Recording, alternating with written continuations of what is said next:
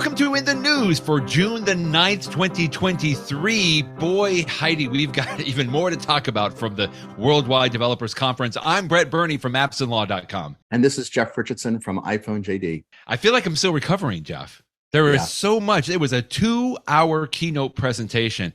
And I feel like everybody was on pins and needles for the first hour because Apple covered everything else that they wanted to talk about.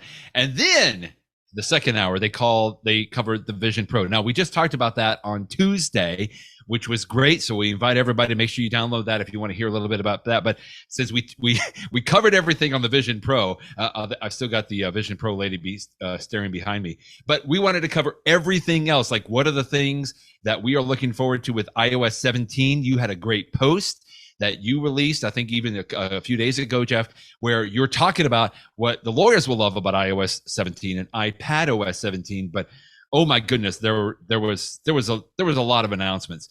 Maybe we should start just quickly with some of the hardware stuff, only because Apple kind of dispensed with this, I think, within about maybe the first 8 minutes or something like that. But still, some stuff that are not to be put down for sure. Yeah, I mean, we've got the, again, a surprise. I mean, just to back up one more second for WWDC, I frankly expected WWDC this year to be 15 minutes of the other stuff, and then everything else on the Apple Vision Pro. But to my surprise and delight, there's tons of hardware, tons of software. I mean, they could have stopped without even mentioning the goggles. I know. And everybody would have been like, wow, that was a pretty good announcement, except that, of course, everybody was anticipating the goggles.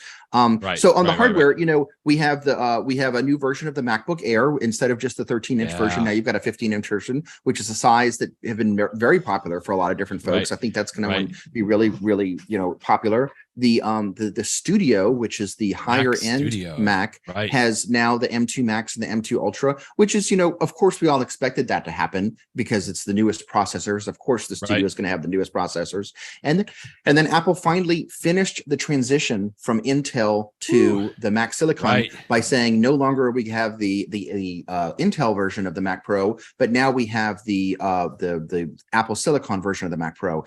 This Mac Pro is curious to me because it's always been a product for a very small audience of people that really need the highest end power. And one of the things that people used to love to do with the Mac Pro is put all these external GPU cards in it so that it could process more graphics.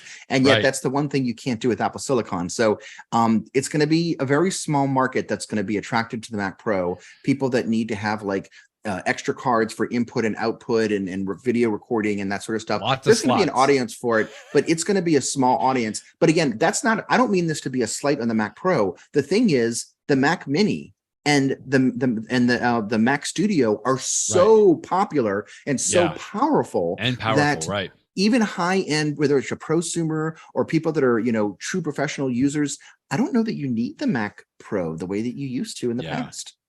One person that we both follow pretty closely, Alex Lindsay, who does very, very, very high-end graphics work for, you know, huge performances, etc. I know he was giddy about this. I think I saw on a tweet from him that he maxed out the Mac Pro as much as he could, and I think the price was $11,700. Is what he said. Interesting. There crazy. You go. You can get it up to 192 gigabytes of memory in this thing. I mean, and then like you said, lots of slots, like just slots for sound cards and video cards and multiple video cards and all kinds of stuff. And so, yeah, like you said, there's a very specific audience that's going to be very excited about this. But as Apple is prone to do, you don't need that. But the MacBook Air 15-inch, lots of people are going to love that, right? It's bigger than the 13-inch. I mean, really, pretty much everybody just says it's exactly the same. It's just a bigger keyboard, obviously, and a bigger screen, which I think a lot of people said. And I heard somebody else on a podcast just mentioning, you know, for like certainly college students who they may not have a separate television. They may not have, you know, a need for a full computer monitor, an additional computer monitor, even though I know we've been talking about multiple monitors, but like this becomes the screen that they use to access everything. And that MacBook Air 15-inch, I mean, that's really going to be a sweet spot in there. So good. Cool stuff. But let's get to the software because that's what really excites me. Unless you something else in the hardware, you're like, I don't want to go. I want to make sure that we emphasize this. You already said this, but this I think is a pretty important component.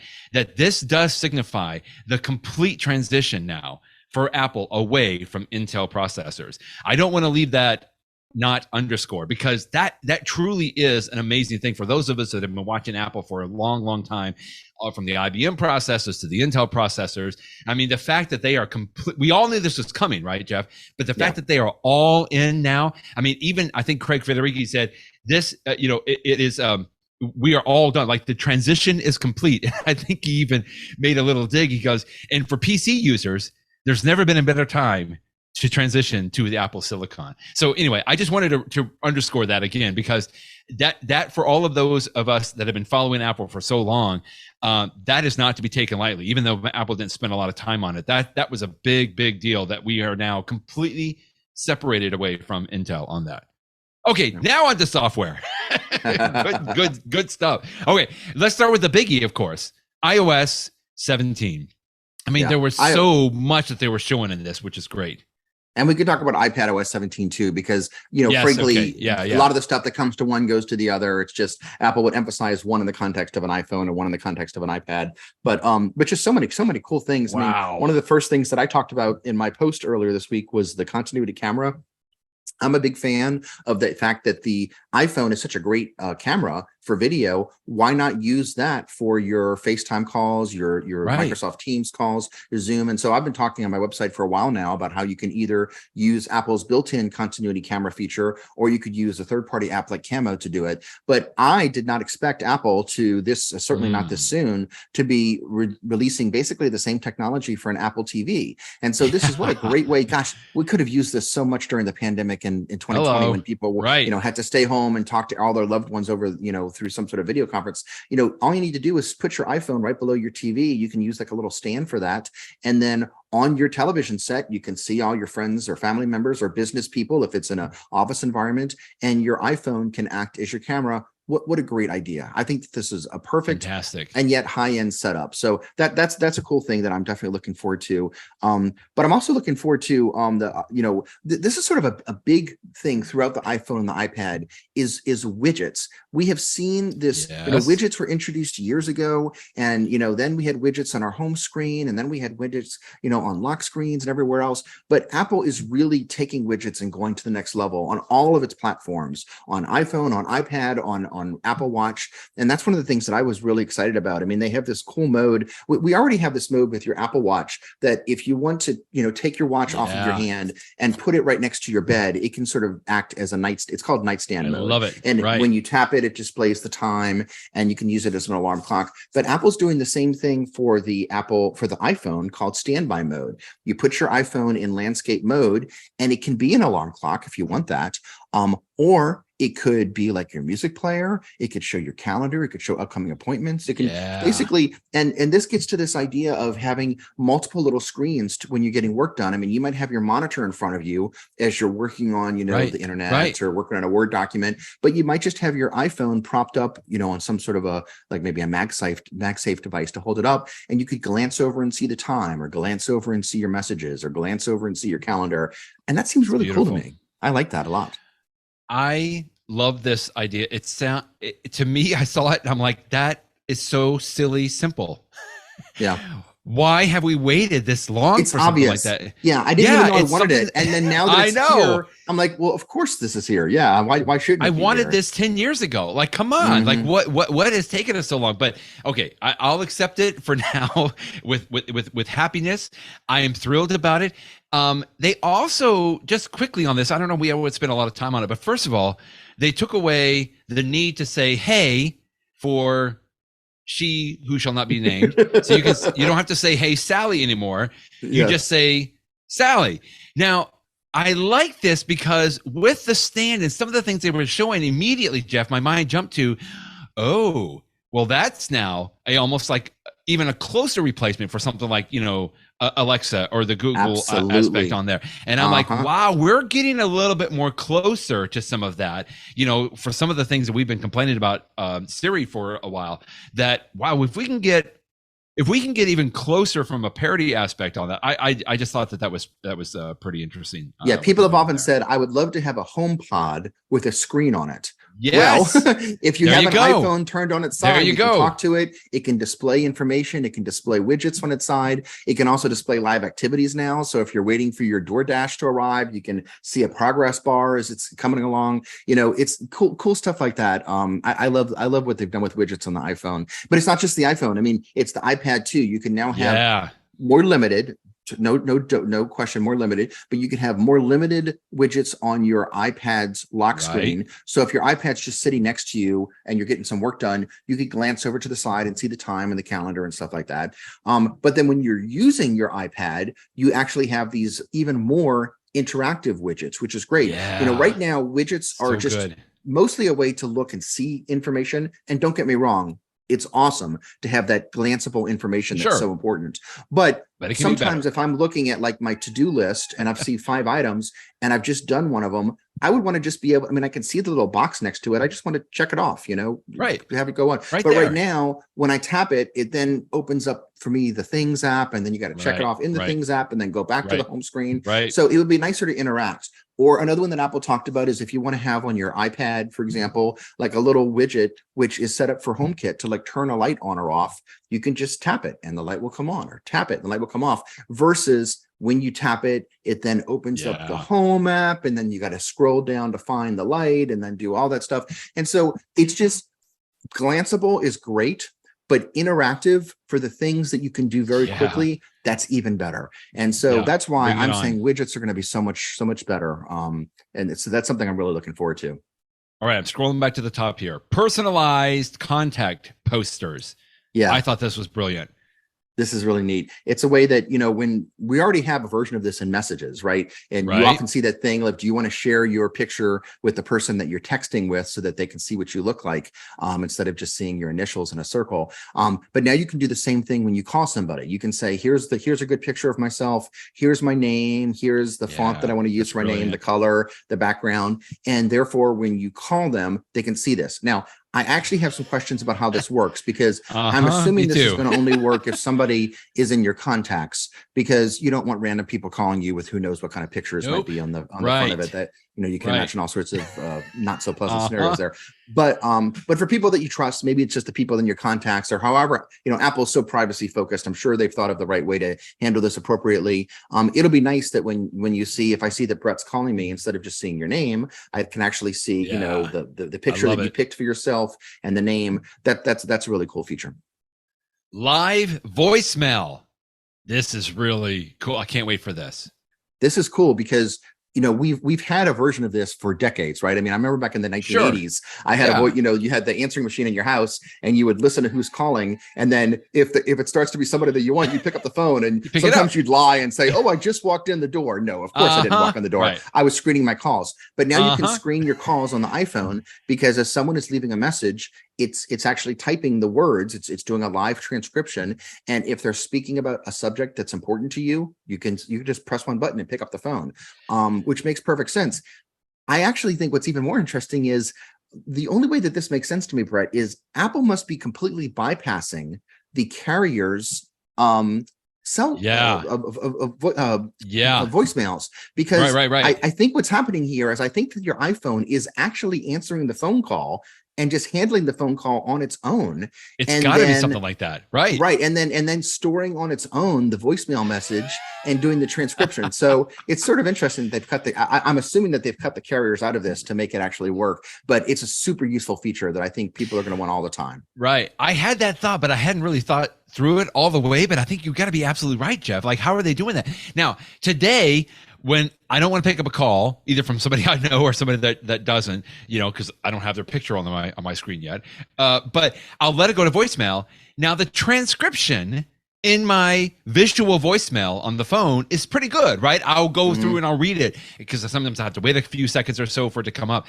But I don't know. I mean, we'll have a page in here where people can go and look at this themselves. But this comes up on your actual iPhone screen in real time. The way they were showing it yesterday or on Monday was that it was scrolling as they were talking, so you can see usually a picture of who is calling, and they're scrolling text as it goes through. I'm pretty excited about that. Just irony of ironies.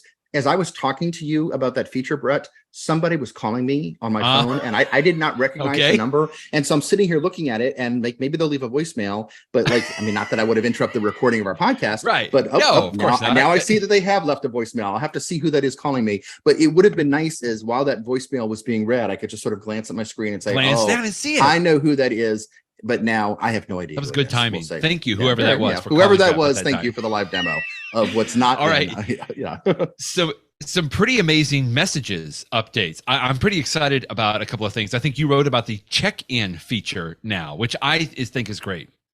Yeah, that's a cool one I think the main use case for this is going to be your, a parent wondering whether or not your child has come home yet. You can tell the child, please send me a message when you get home if I'm not there because you're still at the office. Right. But of course they always forget. Whereas you could use this feature called check-in, and not only so that, the child will let you know, as soon as you get home, their phone can send you a message saying they got to the destination, whether it is your home or a neighbor's house or wherever it is. But also it goes one step beyond that, because if it notices that the person really should be there by now, but they've stopped moving or something like that, it can actually optionally, it will let that person know, the child, hey, what's going on? It looks like you sort of slowed down, and that person can say, oh, well, no, I stopped. But if that person doesn't respond to the pop-up notification, then it could be, in a worst case scenario, maybe like some stranger has picked up, your child or something that you wouldn't want to happen. And so Apple has this technology built in that if you don't respond to the alert, it will actually, let the parent know, hey, they should have been home by now. Last place we saw them was here. And maybe even say something like, now their cell connection is off, or something like, something strange is going on. So it's a good way. So that's a parent-child use of it. But I can also see other uses of it too. Like maybe if you're going to meet somebody in a meeting and you want someone to be able to know, let me know when you get to the building, you might be able to use the same sort of thing to keep track of things. Yeah. I thought immediately the parent-child thing, because even with my kids, I follow them on the Find My app, right? I like to just see, are you still at Dairy Queen or whatever the case may be. But what I thought interesting about this, that now I can have that check-in, but it will share not just like the location, but also the battery level of the phone and the cell service status. So that is helpful to me, because if they're lost somewhere, the iPhone is dead, then I know, okay, well, that's why they're not replying to me, that kind of a thing. And Apple does say that information is shared end-to-end encrypted on there as well. A couple of other things quickly. The swipe to reply, I love that. I can't wait for that. The catch-up arrow means that it'll like scroll to the top of whatever the last, the newest message that you need to read, as opposed to having to scroll up and down on that. And then even search filters, which I tell you, I use the search filters on the Mac quite a bit in my Finder app. But the fact that I can do search filters now by like specific people, and obviously you can do text, but I know on the Mac, a lot of times I'll do searches for like a specific date. Like I want to see everything, from January, that kind of a thing. So I don't know, the messages, they really spent a couple of minutes on the messages, and I'm pretty excited about some of the updates there. Yeah, new autocorrect should be nicer, because autocorrect's pretty good, but it's not perfect, and it's supposed to be much better using on-device. The big topic everyone's talking about nowadays is artificial intelligence and ChatGPT and all those sorts of things. Apple uses the same sorts of technologies. They just don't sort of toot the AI horn about it. But they did mention that they're using on-device machine learning, which is just another version of AI, to make autocorrect even more accurate. So that will be certainly nice. Exactly, Jeff. I just, that was one thing that I noticed. Nobody really brought up AI a whole lot. They may have sprinkled in a couple of times. They did use machine learning a couple of times. But to your point exactly, as I saw these things scrolling through, like that's the gorilla in the room. Like they didn't mention it or say it, but the fact that it's better autocorrect, some of the things about even that transcription. All of that is based on a lot of AI, certainly not the ChatGPT kind of a thing, but I guess in a way it's a large language model, just simply because, they're going through, that's what Siri does, right? It's like, it takes the collection of education that it has from across the way. Whew. There's so much more in here as well. There's so much more. Again, I would have thought that there'd be 5 or 6 big announcements. I didn't expect there to be 25 or 26 big announcements. So, there's more to come, and we'll be talking about in the future. But absolutely. Why don't we go on to like the watchOS or some of the other ones? There's so many other changes announced yesterday. Okay. Well, hang on. I'm going to bring this up. The journal app, like, we talked about. That was interesting. Yeah, that's a very interesting thing. If people use Day One, which is an excellent app for things like this. I know people that just use the Notes app necessarily, like on their phone, but Apple really, and we'll talk about this in the watch in just a moment. They really had a big emphasis on health and mindfulness, right, and well-being, and they that's how they sort of couch this journal app on here as well. Yeah. And it looks cool. It looks like they've done it the right way. It's not just what do you write in your journal, but it can actually automatically suggest things to include, like pictures you took that day, songs that you listened to that day, which is pretty cool. Right. And other things like that. So it looks like a nice little journaling. And it's not just the journaling app. As I understand it, third-party apps like the Day One that you just named and stuff like that. My understanding is that there's a way for them to tap into some of this stuff too, and maybe use the Apple interface to add to their own library. I haven't gotten deep into that. That's part of the developer stuff that's being discussed, over the next couple of weeks with outside developers. But Apple will have its own journaling app. But my sense is that third-party journaling apps will actually get more powerful as well, which is great. Yeah, good stuff. Okay, so a couple of add-ons. A lot of all of this from iOS, for the iPhone 17 really applies to the iPad, as you mentioned. But just a couple of things quickly that I know we're mentioning. I think Craig Federighi talked about this in the context of widgets, multiple timers. And I love the way he said, how did he phrase it here? He said, we have multiple timers. It's like, wow, we really are now in the age, right, where we have come to our own in there, but that's neat in their interactive widgets. PDF improvements. Talk about that just a little bit. I don't know if you hit upon that. Well, yeah, you did in your post today, right? The fact that we already have the ability within the Notes app to interact with PDFs, or even on my email, I know I can do an PDF attachment, and I can I can color it or annotate it or so. But it looks like, boy, Apple is going even more into the PDF aspect here, more specifically on the iPad. Yeah. It's always been really useful to have a third-party app to annotate PDFs and to store them and search them and stuff like that. But Apple is making the built-in capabilities, even better. For one thing, you can now store one or more PDF files within a note in the Notes app. So that might be a nice way to sort of organize some of your thoughts and stuff like that. Right. And then additionally, you can do even more in editing apps. I mean, one thing that they mentioned is that if someone sends you a PDF file that's a form, and when I say form, there's two ways you can have a PDF form. Right. You can have someone can use the PDF form function to say, this is a field, and that will work. Right. But additionally, if I understand correctly, Apple is just looking at the document, and if it sees, name with a line next to it, the iPad's smart enough to say, you know what? That's a field that you should type a name in. And this is a field for the address. So it will basically treat it as if it had been properly formatted as a PDF form, and allow you to fill out your, a form for, your doctor's office right there on your iPad, fill it in, and then send it off. And you won't have to necessarily even jump into third-party apps like you used to. So, I mean, PDF files as a lawyer, I use PDF files all day long. All the time. And so having more powerful tools that are built in means that you can do more things just right then and there. And it also means that the third-party apps, I'm sure, are going to pick up on some of the stuff and be even more powerful.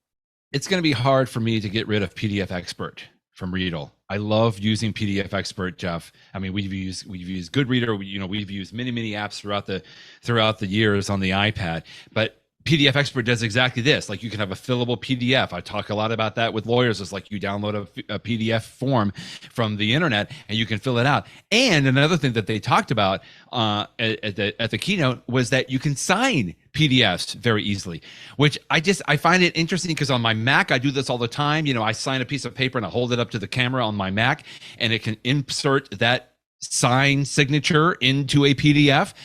I could just do that on the iPad as well, but I can even save my signature. Anyway, just really interesting that Apple was focusing on the PDF side. One other thing quickly on the iPad that I know you mentioned and talked about, the Health app is now available on the iPad. Good for Apple bringing this now. Yeah, and this makes so much sense because my iPhone is often the place that I'm inputting information on health, or maybe it's getting it from my Apple Watch. But when I'm just looking at my health information, why not let me take advantage of the larger screen on my iPad to do that, especially if you want to look at graphs over time or trends or things like that. Yeah. So I knew it was just Bigger a matter screen. of time before Apple did this. And I'm really looking forward to being able to take advantage of the health app on the iPad. Okay, there's more, but let's move on to the watch. Like you said, some pretty interesting things on watchOS 10 that they were previewing here. Again, this was all couched very well, I thought, in health and well-being. Right? I mean, when they cut to this segment of the keynote, he was standing in front of the Apple Fitness Center, which is they've done this before. That they can show on that, but really emphasizing here because I think they revamped the activity app just a little bit. They've added some improvements to the cycling recording as well as hiking improvements. Just really interesting stuff that they're doing with watchOS now too. Yeah, Apple knows how important the Apple Watch is for health activities. And so, of course, this is what I expected from the Apple Watch. I expected that the next version of the Apple Watch operating system was going to have even better health stuff, improved cycling, those sorts of things. I knew that was coming. We just didn't know specifically what it was going to be. And so I was thrilled to see it, but absolutely, it's definitely there. I know that you like hiking a little bit, so I want to hear you talk about the hiking stuff, but then I want to talk about the interface stuff, which is what really jumps out at me. But you talk about I know, me too. Love it. Just the improvements here, like the Compass app. I got to tell you, when I've been out in some remote areas, the Compass app on my Apple Watch Ultra has been wonderful in just helping my friends and I to make sure we put it in the right direction. Or even in some cases, Jeff, I would use my watch because my friend had like a paper map, right? So we're like, is that peak? What peak is that? Like I can't tell. Is it over there? Is it over there? But I can get very precise with my compass on my Apple Watch and say, oh no, that's north at 130 or whatever the case was, so that we could be very precise. Now there's a 3D view, a three-dimensional view in the Compass app. I cannot wait. Like honestly, the things in the Apple Watch that they were showing off, Jeff, I don't normally go for the betas of the operating system, but with these improvements and a couple of the hikes that I have coming up, I might have to jump on it and like, because I want to upgrade my watch, and then of course I got to upgrade the iPhone and everything as well too. So these improvements just in the hiking thing alone, and some of the stuff that they're talking about, even terrain maps now on my watch, for crying out loud, that's amazing. So I'm excited about that. Talk to me about one part that you just sort of glanced over. If I understand it correctly from what they described, in the picture that you have on your screen right now shows it. You will be able to see, like, I've been hiking this distance, and this place, precisely 1.6 miles ago on my path is the last place that I got a cellular connection. And so that seems like that could be pretty useful if you're like, I need to get a cell connection again. Oh, I know where I need to go. So I was like, oh, what a smart idea. That's really cool. Yeah. They call these waypoints. And so with the Apple Watch Ultra, you have the extra button, which you can customize to something else, but you can click it to set a waypoint. But now they're talking about cellular connectivity waypoints. Like you said, the last point that you had a cellular connection, which is really brilliant, because I got to tell you, I was a couple of the hikes that I've done, I'm constantly pulling my phone out, to say, when can I send a text message to the wife, right? To say, I'm fine, honey. Everything's fine, because she hasn't heard from me in 2 days or something like that. So anyway, but as you mentioned, the interface improvements, thank goodness, like the smart stack widgets. I don't know if that's what you wanted to start with, but boy, that's what I'm excited about. I was really waiting for, I love my Apple Watch, but the interface does feel like it's gotten a little long on the tooth, and I was waiting for Apple to sort of rethink things. And it looks like they finally have. For one thing, as I understand it, all of the screens are now really taking advantage of the full screen, whether it's the really big screen like you have on your Ultra, or even just the larger screen that I've got on my watch. And it's, things are not only bigger, but they're putting little controls in all the corners and stuff. So you can use a lot more of your screen, which is great. Second of all, Apple is realizing, again, it's part of this whole widget theme that we've seen in the iPhone and the iPad. Right. They're realizing that these little bitty, snippets from apps, little alerts. It's the thing that Apple had a watch face that you can use right now called the Siri watch face. And if you look at the Siri watch face at the very top, it's got the time. And then right underneath that, it's got like a little snippet from your calendar, a little snippet from the health app. But I think Apple's realized that those little snippets can be super useful. And so now that's something that's going to be more of a central part of the Apple Watch. You can have them scroll in and out. And because that's the way that you're going to access those frequent apps, Apple is actually changing the purpose of the button on the side of the Apple Watch. Yeah. So instead of bringing up your favorite apps like it used to, you don't need that, because that's going to be on the, you can actually scroll your digital crown, or as I understand it, you can swipe up from the bottom to see those. Now the button on the side is going to activate the control center with all the things, the little bitty things. So it's a new. Bravo.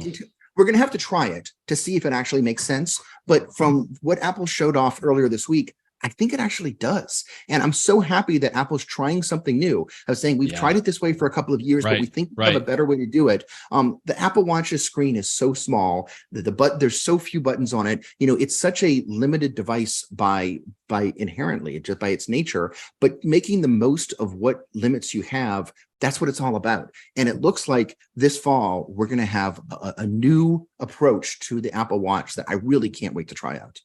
I can't wait either. And Snoopy also is coming.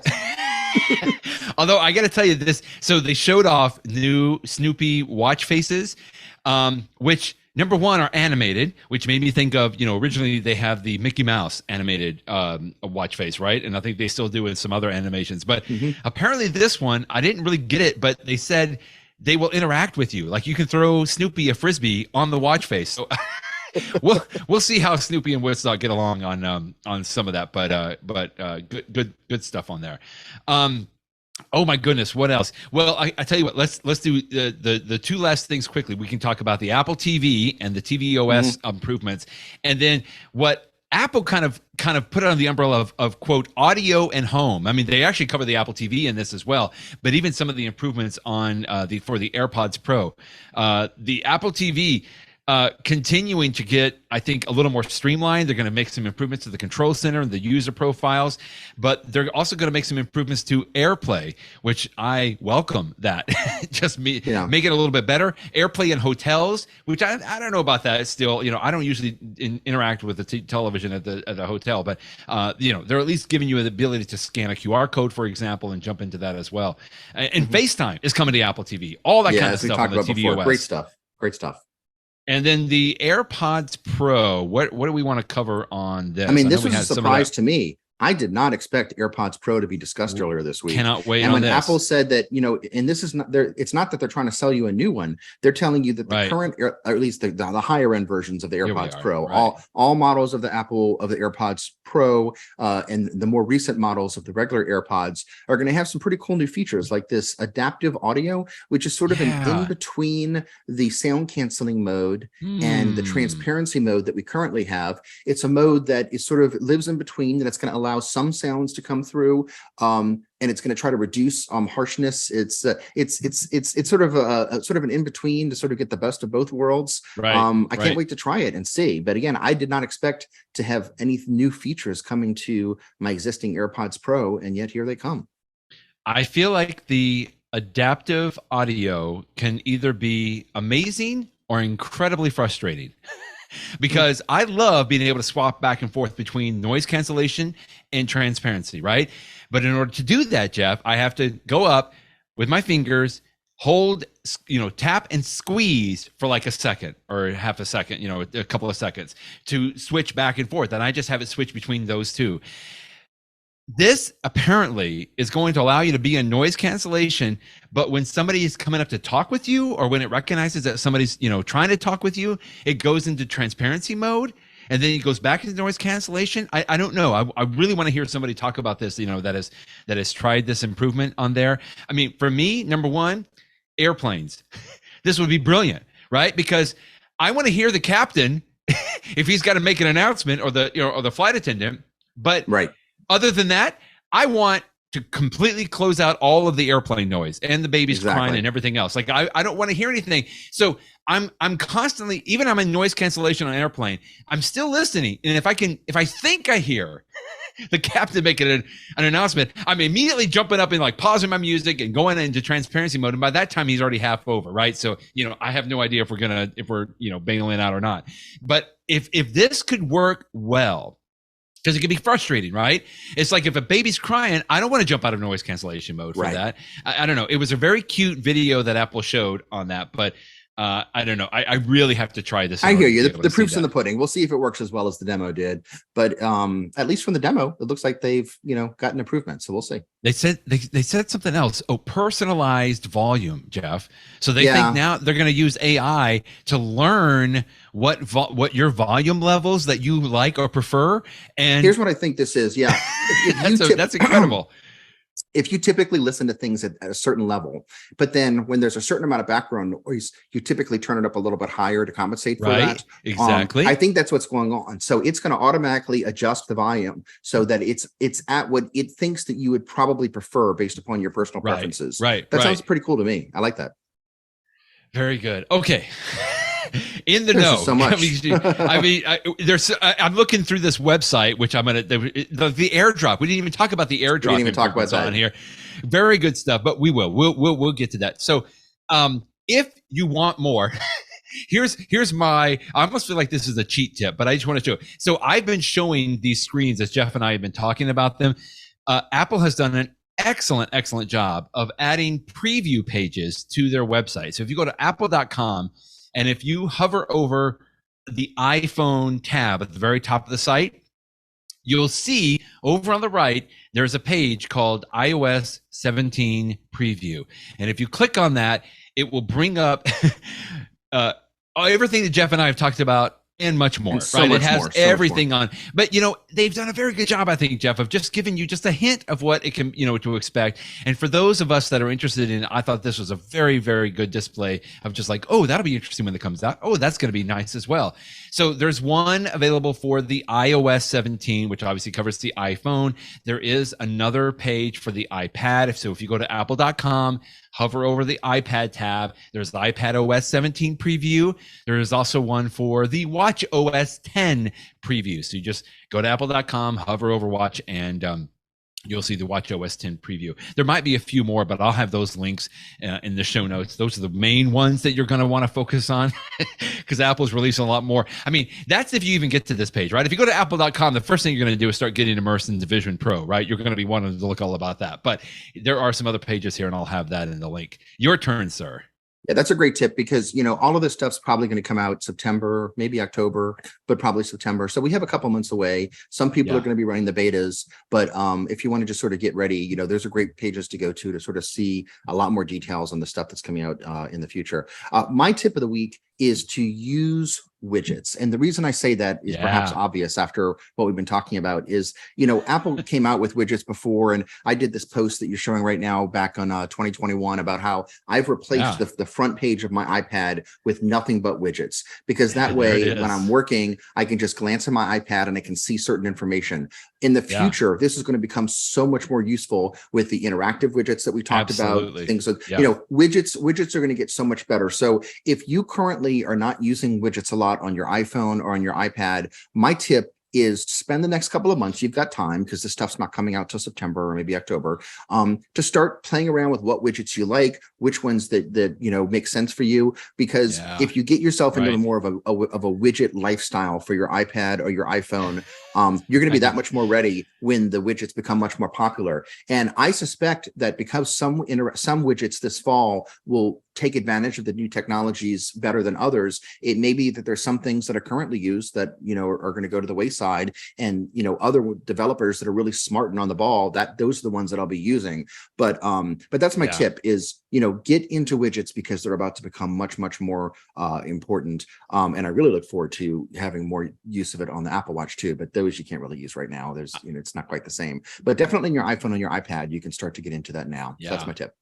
I remember when you did this post in October 2021 because you convinced me. I followed your recommendations, Jeff.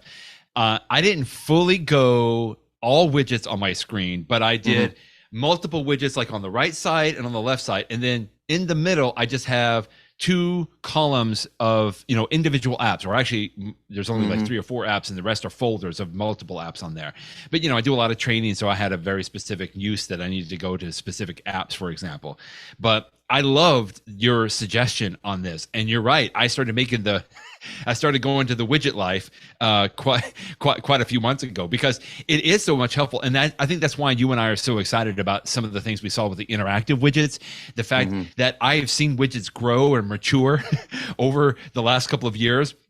That, at first it was just like you had one size, but now you can have big sizes, and different apps will allow you to have different options. Now you can even pull widgets into your lock screen, which I don't do a whole lot, but I've been experimenting with, like Fantastical, I think is great. And then I even have Flighty now as a widget, just doing a lot of traveling. I can access that quickly as well.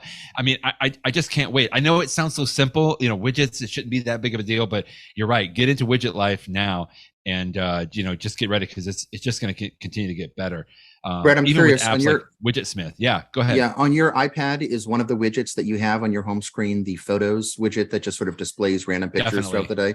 Yeah, definitely. That's the one that's sort of a hidden surprise to me. It's not part of my productivity per se, but I love that every time I glance up there, it's doing a great job of finding some picture from the past, whether it's my kids or something that's even before we had kids. It just does an amazing job of surfacing things that I never would have found in my 50,000 plus image library.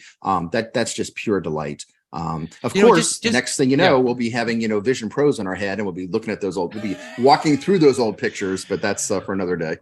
It's another day. I'm just looking, one of the widgets quickly that I have is my Spotify widget. I think Apple showed like the Apple Music widget on there, but just like with your point, like if I want to play, I can see my Spotify widget right there. But if I got to play it, I got to tap it. It opens up Spotify, and then I got to go and find whatever app. Like I just want it to continue playing right there, and I'm hopeful. This fall. That's kind of that's what we're looking at, like the interactivity. All right. Yeah. Oh my goodness, Jeff, my friend, thank you so much as always for talking through this. I'm glad we're going to get back on the schedule here. So, man, I think we've covered everything from WWDC. We're not done talking about it yet, of course, because over the next few months, we will definitely be covering all of this. But hey, we'll talk with you next week. Sounds good. Thanks, Brett. Bye-bye, everybody.